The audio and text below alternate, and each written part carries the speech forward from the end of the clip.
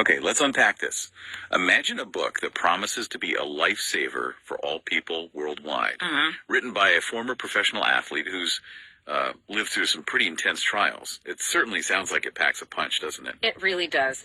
Today, we're taking a deep dive into Mark Haddon's self-published memoir, All Haddon. And the sources we've gathered, they give us a pretty detailed look into its content, the core themes, and even its most controversial claims. It's quite a glimpse into a very personal narrative. Right.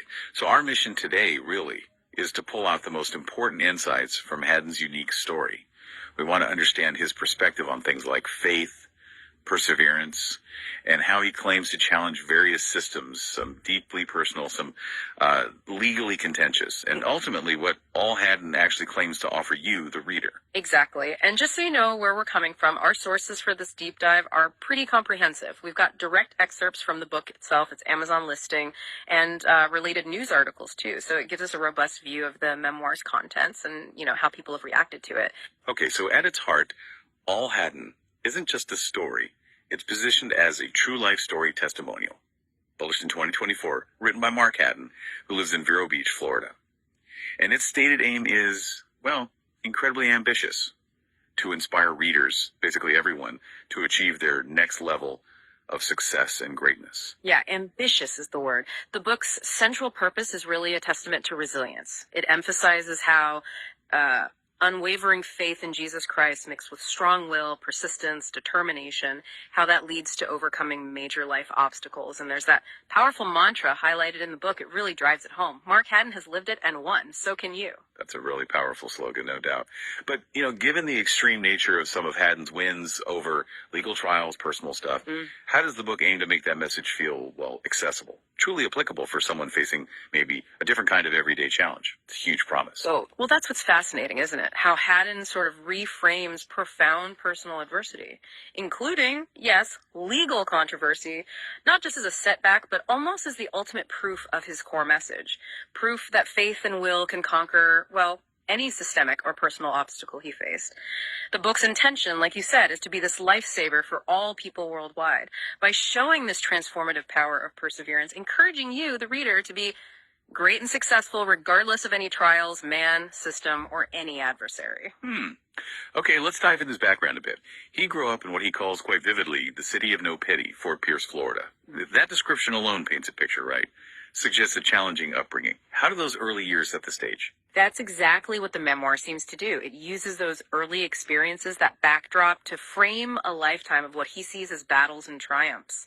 From those beginnings, he pursued a pretty serious athletic career. He talks about his time as a pro basketball player in overseas leagues, his attempts to break into the NBA as a recruiter. The sources detail the tough challenges, the setbacks, but also the intense dedication. It gives you real insight into the demanding world of pro sports, the sacrifices involved. Yeah, you can see how that early life might build resilience. Yeah. But the book goes deeper, doesn't it? As he got older, it moves beyond just personal ambition. He starts confronting a bigger societal issue, his personal experiences with racism, especially from the 1990s onwards. Right. He presents these encounters as eye-opening truths. His aim seems to be shedding light on realities maybe many readers haven't faced or fully grasped. And it brings up an important question, really. How does someone's personal experience of injustice shape their whole worldview? Yeah. Their mission? For Haddon, it seems like systemic injustice wasn't just isolating, it became a catalyst. A catalyst for universal advocacy, a redefined purpose. It positions the book as more than just personal, it's also social commentary. Okay, now here's where it gets really interesting and incredibly candid. The memoir spends a lot of time on a highly controversial part of his life, his 1997 conviction for sexual battery and lewd and lascivious battery involving an underage girl. That's an incredibly strong statement he makes, framing his conviction as being treated unlawfully because of race. How does the book present this? Is it just his personal memory, his interpretation, or does he offer other details from his view to back up this idea of systemic injustice in his specific case? Well, the sources show it's very much Haddon's personal narrative. Deeply personal. He details his perspective on the whole legal process. He repeats his belief that his arrest, the legal issues that followed, were influenced by racial dynamics. He says it plainly, I'm a black man, that was a white woman, and he references that black thing he feels he's had to deal with. He portrays himself as a black man who has gone through unlawfully. The The memoir also mentions the court reaffirming his sex offender designation in 2017, even though he tried to get it vacated.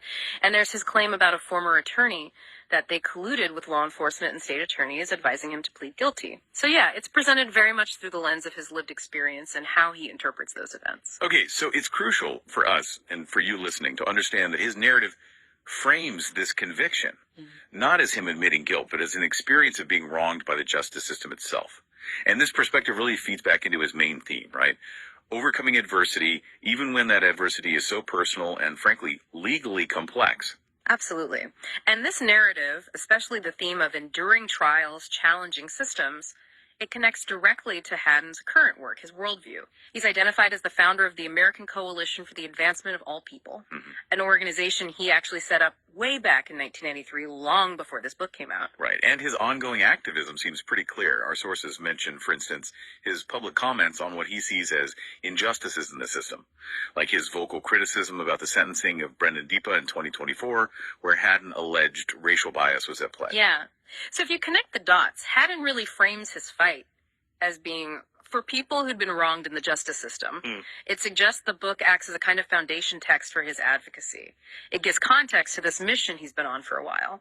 So given the, let's say, raw honesty and the controversial claims in All Haddon, you have to wonder, how has the book actually landed with readers? What's the reception been like on places like Amazon? Well, the feedback highlighted in our sources often describes it pretty positively. Terms like inspirational marvel, testament to the power of the human spirit.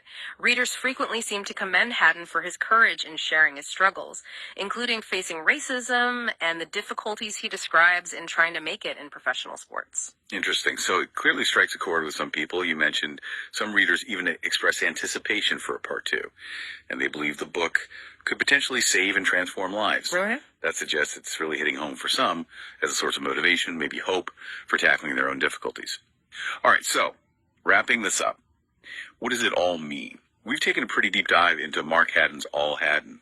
It's a memoir giving an unfiltered look at a life journey from challenging beginnings through athletic pursuits, confronting racism, and navigating a really complex legal history. It's definitely a story framed by faith and an unyielding will, presented as this powerful testimonial to the human ability to overcome adversity. Yeah, and this deep dive into All Haddon, it really makes you think, doesn't it, about how these deeply personal narratives, even ones rooted in profound controversy, can become this powerful lens, a lens through which people try to inspire, to advocate, maybe redefine their own past. It kind of leaves us with a provocative thought, maybe for you to mull over. When a personal story like this one is presented almost as a universal blueprint for success, how do we as listeners engage with that tension? The tension between the author's stated goal to inspire and the complex, sometimes really contentious realities they recount. How do we navigate that?